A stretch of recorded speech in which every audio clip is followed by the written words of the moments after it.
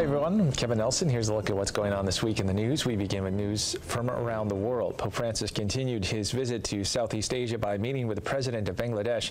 Pope Francis praised the government and people of his country for welcoming hundreds of thousands of Rohingya refugees from Myanmar. The Pope called on the international community to assist Bangladesh in meeting the needs of the refugees. Also, during the Pope's visit, he ordained 16 new Bangladeshi priests. He will also participate in an interfaith peace prayer, meet with priests, and attend a youth rally before he heads back to the Vatican. The Pope began his journey to the region in Myanmar, where he spoke about the obligation to protect the rights of all people and ethnic groups and called on more interreligious dialogue and religious freedom. After beginning his journey on Monday, the Pope finished up his visit to Myanmar on Thursday with a Mass at St. Mary's Cathedral in Yangon. Rome Reports has more on the Pope's final day. After arriving in Myanmar on Monday, the Pope was welcomed to his final Mass Thursday morning, with church bells resounding and the youth cheering for him. Pope Francis was rejuvenated at seeing the 1,500 youth who were waving official Vatican flags and shouting at him as he passed by in the Pope-mobile.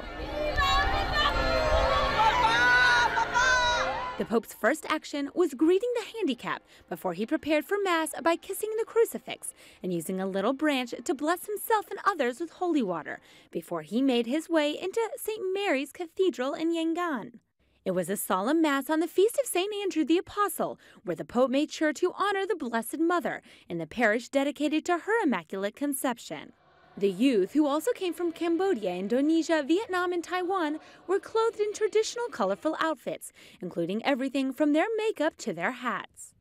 The Pope encouraged them to make themselves heard and challenged them to give all their fears, worries, hopes, and dreams to God, mentioning many saints who he said can inspire young people today. Then he thanked them for welcoming him to their country. Mentre la mia visita alla vostra bella terra si avvia alla conclusione, mi unisco a voi nel ringraziare Dio per le molte grazie che abbiamo ricevuto in questi giorni. In closing, he commended all the youth and their families to the Blessed Mother before he set out for Bangladesh. Looking at news now from around the country, the United States Conference of Catholic Bishops has announced it is offering online resources to prepare for Advent and Christmas. In addition to a clickable online Advent calendar with each click opening doors to a page of a suggested reading, the online page also offers daily reflections, prayers, suggested activities, and bilingual calendars that can be printed. The USCCB is also offering a second bilingual Advent calendar specifically for families, with daily suggestions for prayers and activities to do as a family in preparation for Christmas. Suggestions include creating a Jesse tree, blessing the family nativity, and taking time to learn about Advent traditions around the world. For Christmas, in addition to the clickable calendar and the bilingual calendar that can be printed, there are Lectio Divinas for 4 feast days during the Christmas season. Advent begins December 3rd, continues until the evening of December 24th when the Christmas season begins. The Christmas season concludes with the baptism of the Lord on January 8th, 2018. More news from around the country. The Archdiocese of Washington has filed a lawsuit in federal court over the Washington Metropolitan Area Transit Authority's advertising guidelines. This after the WMATA, as the agency is known, refused to allow an ad promoting the Archdiocese's annual Find the Perfect Gift initiative for the Advent and Christmas seasons. The campaign refers viewers to findtheperfectgift.org website that includes reflections on the meaning of Advent and Christmas, religious holidays, traditions, and opportunities for charitable service. The image for the campaign is a silhouette of a shepherd and sheep standing on a hill. Kim Fiorentino, Archdiocesan Chancellor and General Counsel, said that they believe the WMATA's prohibition of the ad is a clear violation of fundamental free speech and a limitation on the exercise of our faith. According to Ed McFadden, Secretary for Communications for the Archdiocese of Washington, the rejected ad conveys a simple message of hope and an invitation to participate in the Christmas season, yet citing its guidelines, WMATA's legal counsel said the ad depicts a religious scene and thus seeks to promote religion.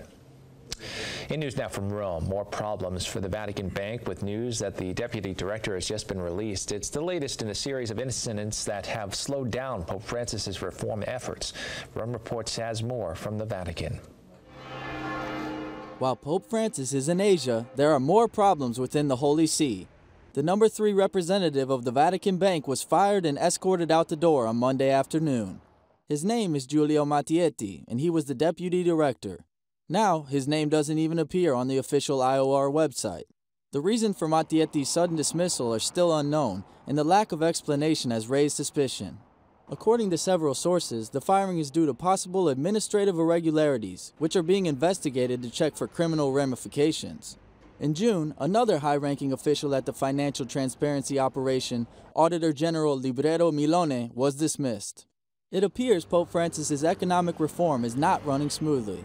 In any case, the process is already providing results. In 2015, 544 suspicious operations were reported. In 2016, less than half as many, 207. And finally in the news, the Vatican has announced the 5th annual Pope Francis raffle, which will benefit those in need. This year, more people will have a chance to win a gift once owned by the Pope. Tickets will be available for purchase online in several areas accessible to the public, including the Vatican museums, bookshops, and the Vatican post office and pharmacy. The tickets cost about $11, that's 10 euros, and the proceeds go directly to charitable causes chosen by the Pope. Last year's raffle benefited homeless and victims of the earthquake that struck central Italy. Tickets are available for purchase on the Governor's Office website. That's vaticanstate.va. The winning tickets will be drawn February 2nd and published on the website. And that is all the information we have for you at this time. I'm Kevin Nelson. Don't forget, you can keep up to date on Catholic news throughout the week with Catholic Newsbreak right here on the Catholic TV network.